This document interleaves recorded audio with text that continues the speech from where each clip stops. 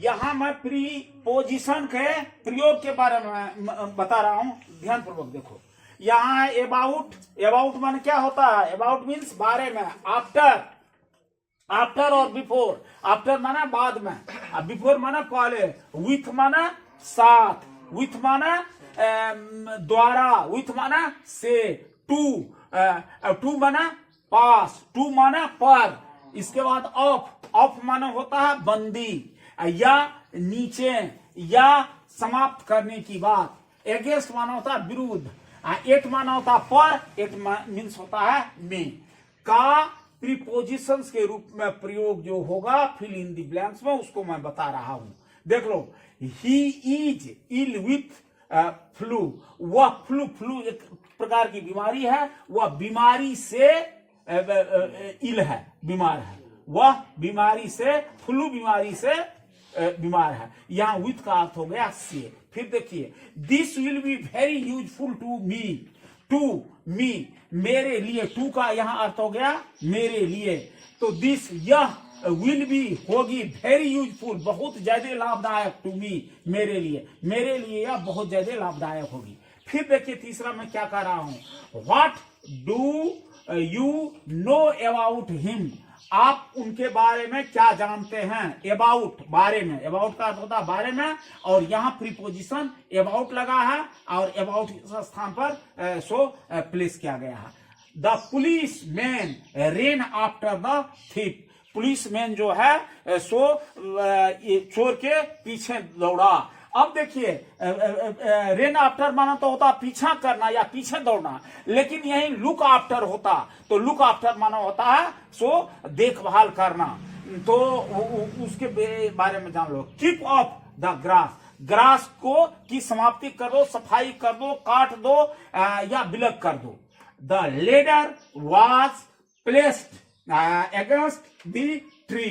ये जो लेडर जो है, लेडर सीढ़ी, सीढ़ी आपको प्लेस किया गया है। यहां देखो प्लेस, प्लेस, प्लेस जो है सो प्लेस माना होता है स्थान, लेकिन प्लेस के सो वर्ब के रूप में प्रयोग हुआ है। Already I study about English literature part of speech. Part of speech, every word of English literature is counted as part of speech, but some word is count one more than one part of speech. Like for example, place. Place means as a noun, स्थान, and as a verb, place माना स्थित होना, स्थान पर रखना।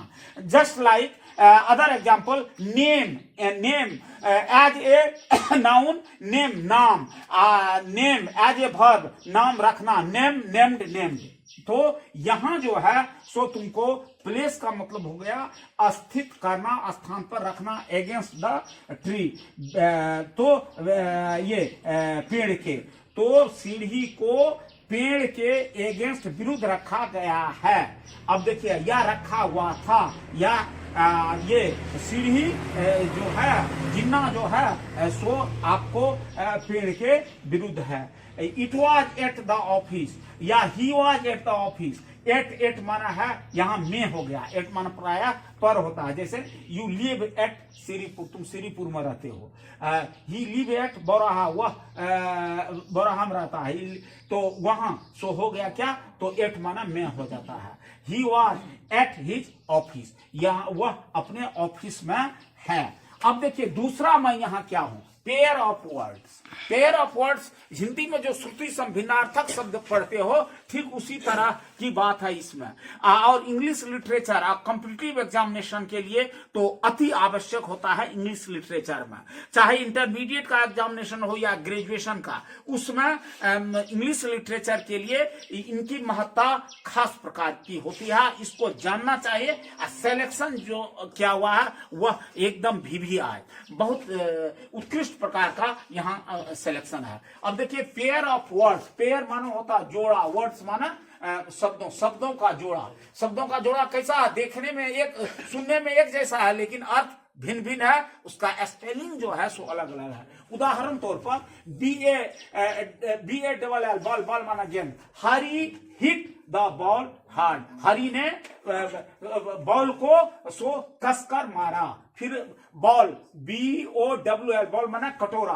Punjab is the ball of wheat in India, Bharat में सो तुमको गेहूं का कटोरा पंजाब है, या नहीं तो ये bowl of rice in India known as Chhattisgarh, Chhattisgarh का भी नाम चावल में लिख सकते हो। सीज CEAS, सीज माना बंद करना। ड्यू इज सीज्ड फॉलिंग, ये ओस जो है सो गिरना बंद हो गया। या रेन इज सीज्ड फॉलिंग, वर्षा होना बंद हो गया। या फोग इज सीज्ड फॉलिंग, ये ओसकन गिरना बंद हो गया, समाप्त हो गया। फिर SEIZD सीज माना होता है जब्त करना। The police seized his property, police ने उसकी संपत्ति को जब्त कर लिया।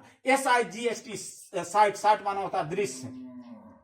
It was heart rending site, यह हृदय को द्रवित करने वाला दृश्य है। फिर देखिए SITE साइट, साइट मीन्स होता है स्थान। Shyam was present at the site of accident, Shyam जो नाम का व्यक्ति जो था वह उपस्थित था जहां तुमको दुर्घटना हुआ उस दृश्य पर, और उस स्थान पर उस दृश्य को उन्होंने देखा है।